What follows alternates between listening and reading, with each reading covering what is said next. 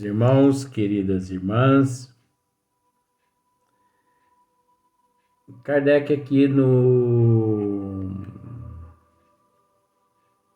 parágrafo 33, ele assim expressa: demais fora inexato dizer-se que os que começam pela teoria se privam do objeto das observações práticas, né? Pelo contrário, né? Ele, ao mesmo tempo, porque nós temos que entender, não sei se você já conseguiu analisar isso. Teoria é prática. Só que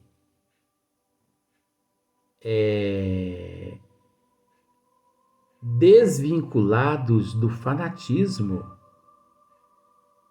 e não só do fanatismo, como vinculado à fé através da razão. Geralmente, os que optam pela teoria,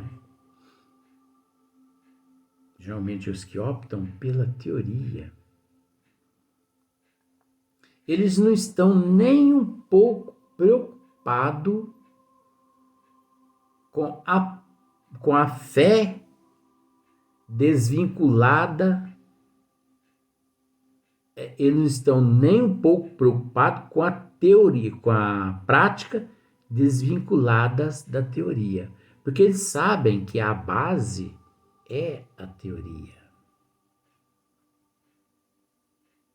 Então, se nós formos analisar a teoria na ciência, é a prática. Porque não há como você executar a teoria sem a prática. Só que você, por bom senso, não está preso à prática, na teoria. Você está preso à teoria.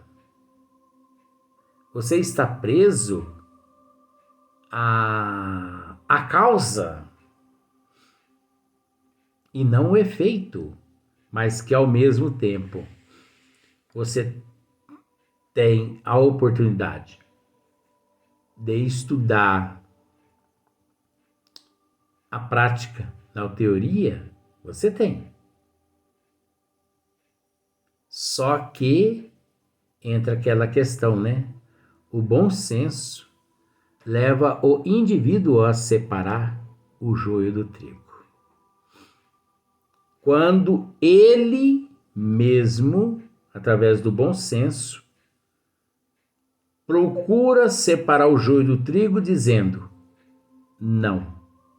não é hora da teoria, enquanto eu não estudar, não é hora da prática, enquanto eu não estudar a teoria. Porque a teoria é que vai me dar respaldo a respeito da prática. Se eu não encontrar respaldo na teoria a respeito da prática, obviamente, hei de abandonar até a teoria. Mas é óbvio que o convicto, ele não abandona. O convicto, ele não abandona. Porque ele sabe o que faz. Não é verdade?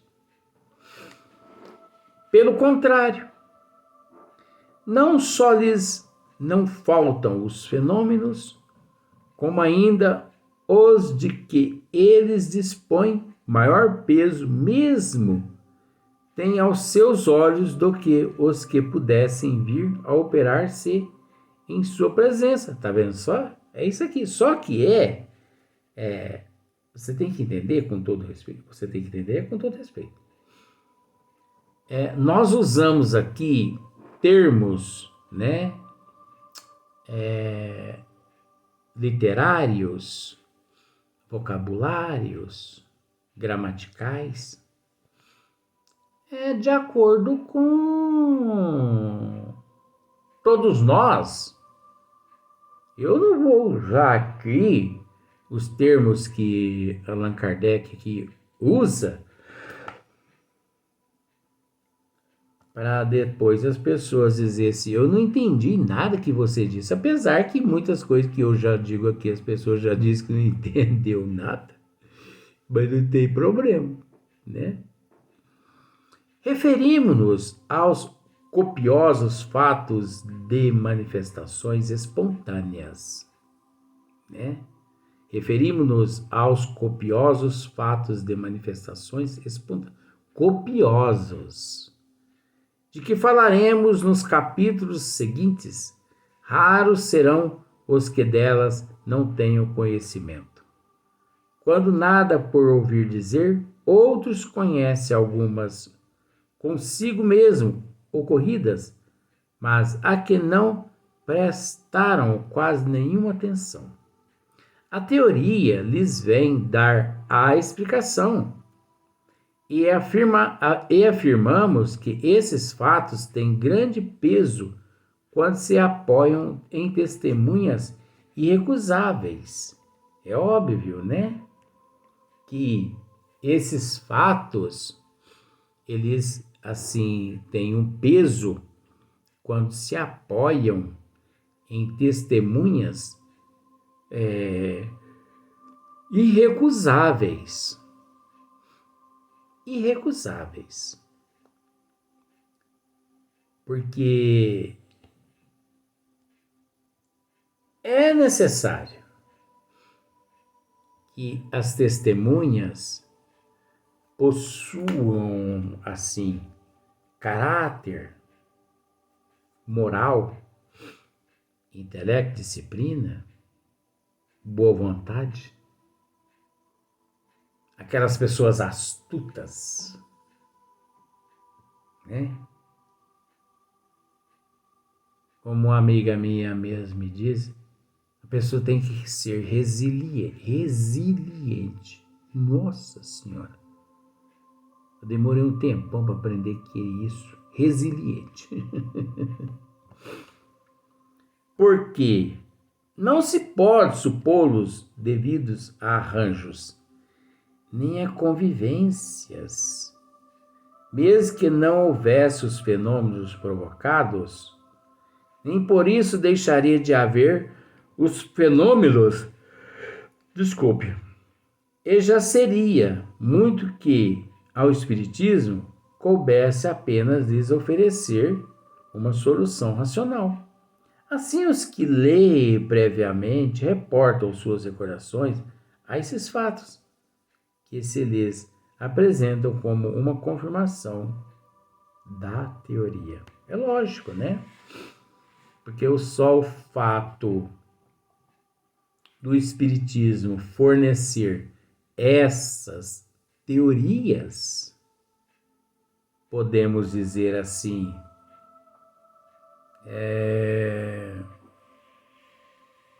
não deixa de ser uma solução racional. É uma forma de tirar o indivíduo do irracional, levando-o à lógica, à prudência, ao bom senso, né? Singularmente, se evocaria quanto... Vocês desculpam, tá? Porque eu não tenho corte de imagem, não. Aqui é tudo natural mesmo. Esse processo natural aqui. Essa simplicidade aqui. Você sabe com o que eu gravo isso aqui? Os vídeos? Celular. É o celular. Sabe como você consegue dividir os vídeos? Descobrir quantos vídeos são? Pelas camisas. Nossa, mas são tantos vídeos que eu já repeti tanta camisa que eu, gente do céu, daqui a pouquinho eu vou ter que começar a roubar a camisa de defunto. Eu fico de olho, você entendeu? Quando pessoas morrem, desencarnam, assim, para as pessoas me dar camisa, sabe? É, eu não tenho nada contra isso. Eu peço assim, sabe? Ganho de presente. Ganhei muitas camisas, sabe? Da família do senhor Cássio. Ganhei. Porque um tanto de uso de camisa, imagina só, quase 2 anos gravando vídeo. 365 mais esse resto de ano. Ué, quanta camisa? Que é isso? Sai dessa, senhor. Singularmente se evocaria quando a nossa maneira de ver, quem supusesse que aconselhamos se despreze os fatos. Não pode se desprezar os fatos. Então, fato é fato. Não se discute, né? Acontecimentos levam os fatos, desde que os conhecimentos possuem fundamentos lógicos, possuem fundamentos embasados nas leis de Deus que rege e que move todas as leis do Criador nos universos e nas dimensões. Então nós temos que ficar atento nas questões pelos fatos. Nas questões.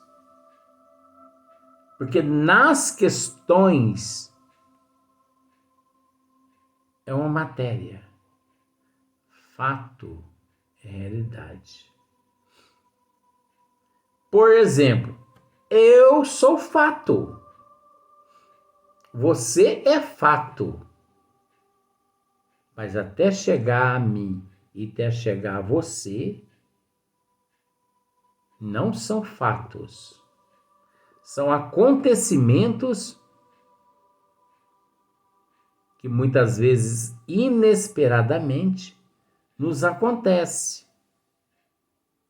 E que quando conseguimos, de uma forma assim muito clara e objetiva, é natural que se torna fato. Pelos fatos foi que chegamos à teoria, tá vendo só? Pelos fatos foi que chegamos à teoria. De tanto estudar,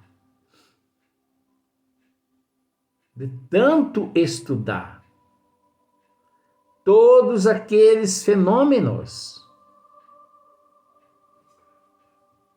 que transcorriam, quando não de uma forma, de outra forma, porque Hippolyte Léon Denisard Rivail foi o ser que mais conviveu com fenômenos natural, que não tem maravilhoso e nem sobrenatural. Por isso, jamais ele encontrou nesta ciência sobrenatural, o miraculoso, o milagre, né? Porque best-seller como tal, é natural que mergulhando-se profundamente nesta ciência,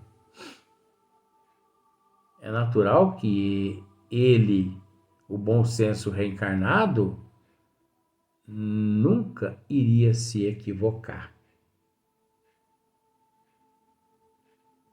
Pelos fatos que chegamos à teoria, pelos fatos. Porque de tanta realidade aglomerou-se tantos fatos, porque as mesas dançantes se tornaram fatos a partir do momento em que interrogado aqueles que as movimentavam, se denominaram espíritos que povoa o universo e a eternidade. Isso é fato.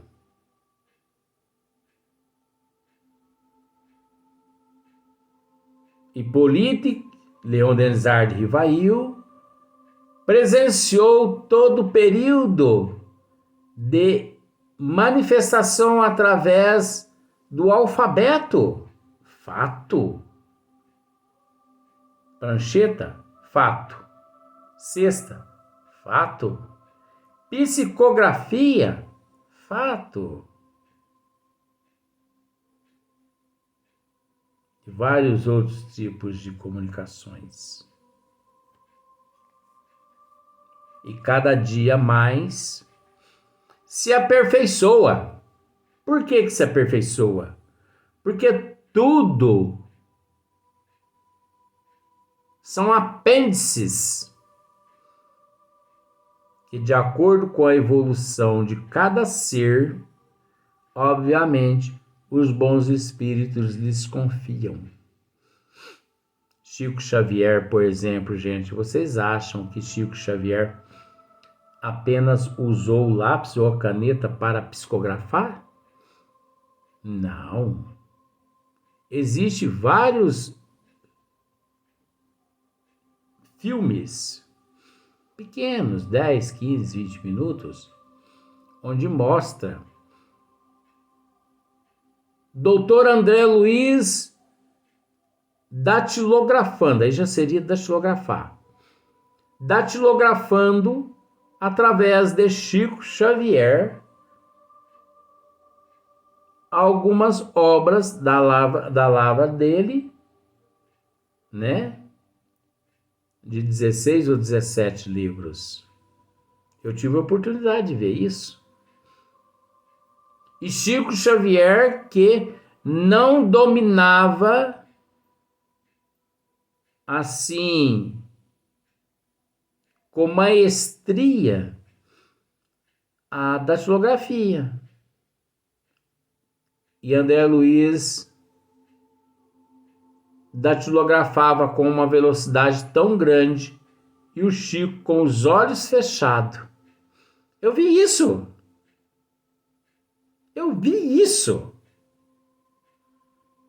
A terra vai comer esses olhos que viram isso.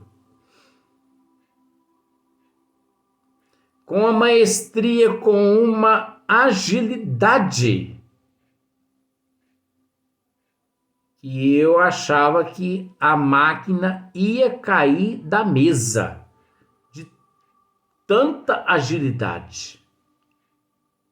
Tanto é que em uma hora de café, de lanche, na Fazenda Modelo, 1 hora, André Luiz conseguia datilografar 2 capítulos de qualquer livro e ele ali estava datilografando. Então vai modernizando, mas não é uma modernização aleatória, é algo de acordo com a nossa evolução. Caneta tá com os dias contados.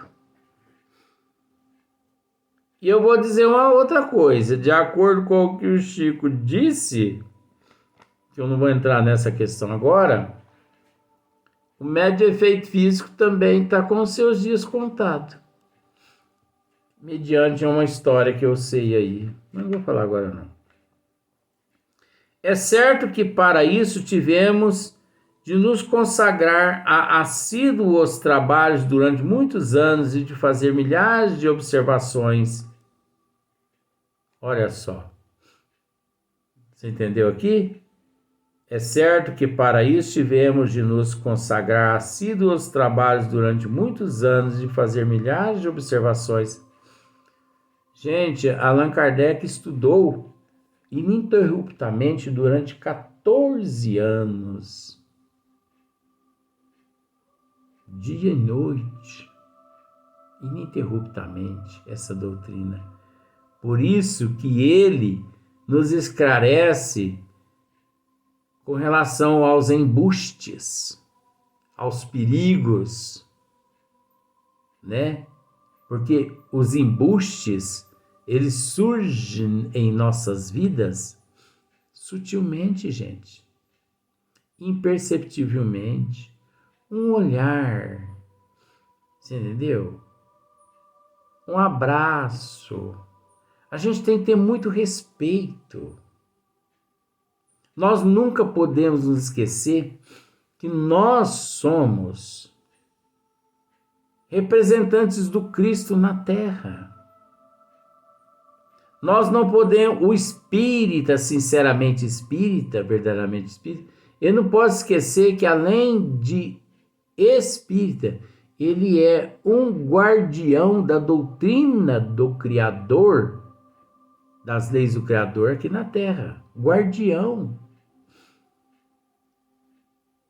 Então nós devemos respeitar mais essa doutrina. Eu, mediante a minha vida, como já disse para alguns amigos muito especiais, eu não me importo que falem de mim. Fale à vontade. Mas se falar mal dessa doutrina espírita, a pessoa vai ouvir algumas coisas que às vezes ela não imaginava ouvir, principalmente da minha boca. Porque às vezes as pessoas podem pensar assim que eu sou um idiota, um besta, né? Que eu vou saber aguentar tudo. Não, com relação à doutrina dos espíritos, eu não calo, não.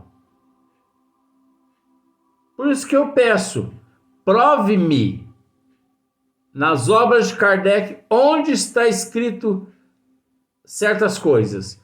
Até hoje, quase 2 anos, vamos pensar assim, de esmiuçamento, ninguém ousou me fazer pergunta.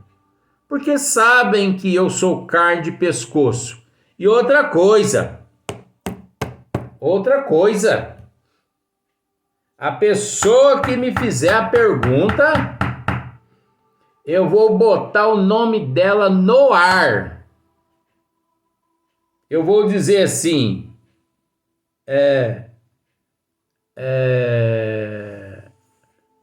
Jerusa Terezinha do Duque. Jerusa Terezinha do Duque. Me fez a seguinte pergunta. Então vai aqui para Terezinha Jerusa do Duque. A resposta. Ah, seu nome vai pro ar sim? Aí eu não vou calar a boca não. Porque as pessoas estão me dando oportunidade de eu responder a elas. Agora você acha que eu vou responder anonimamente? Como tem alguns covardes em São Sebastião do Paraíso que se dirigem a Filipe e Salomão em Franca na revista espírita e que se mantém no anonimato, um amigo de São Sebastião do Paraíso que não quis se identificar. Por que não quis se identificar? Porque ele é um covarde. Ele é um hipócrita. Ele é um abjurador do Cristo. Uma pergunta dessas, Felipe Salomão, porque é muito humilde. É um ser nobre. Mas se fosse eu, não perderia tempo com essas perguntas. Eu jogaria todas nos vasos e daria descarga. Vem lá.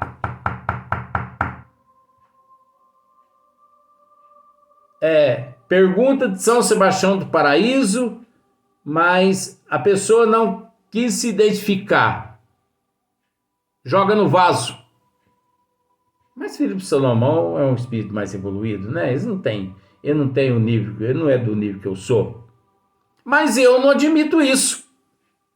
E são hipócritas, são mistificadores, são charlatões. Isso aí são católicos. Isso aí são pessoas ricas financeiramente que não querem aparecer perante a mídia. Esses aí são os coronéis. Esses aí são os responsáveis pelo monopólio da ignorância na cidade. Por isso que eles não fazem pergunta a mim, gente. Porque se fizer, tá lá. Pergunta, mas não é da Terezinha Jerusa... Terezinha Jerusa do Duque, não? Não. Ninguém deu... Não tem nome, não. Ah, não? Joga no vaso. Vamos para o próximo vídeo agora.